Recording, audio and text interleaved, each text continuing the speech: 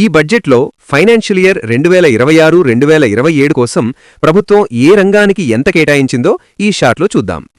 transportation రంగానికి 5,98,520 కోట్లు, defence రంగానికి 5,94,585 కోట్లు, రూరల్ డెవలప్మెంట్కి 2,73,108 కోట్లు, హోమ్ అఫైర్స్కి 2,55,234 కోట్లు, వ్యవసాయ రంగానికి 1,62,671 కోట్లు, ఎడ్యుకేషన్కి 1,39,289 కోట్లు, ఎనర్జీకి 1,09,029 కోట్లు, వైద్యం మరియు ఆరోగ్య రంగానికి 1,04,599 కోట్లు, అర్బన్ డెవలప్మెంట్కి 85,522 కోట్లు, ఐటీ మరియు టెలికాం రంగానికి 74,560 కోట్లు, కమర్షియల్ మరియు ఇండస్ట్రీ సెక్టార్కి 70,296 కోట్లు, సోషల్ వెల్ఫేర్కి 62,362 కోట్లు, సైంటిఫిక్ డిపార్ట్మెంట్స్కి 55,756 కోట్లు, ట్యాక్స్ అడ్మినిస్ట్రేషన్కి 45,500 కోట్లు, ఎక్స్టర్నల్ అఫైర్స్కి 22,119 కోట్లు, ఫైనాన్స్కి 20,649 కోట్లు,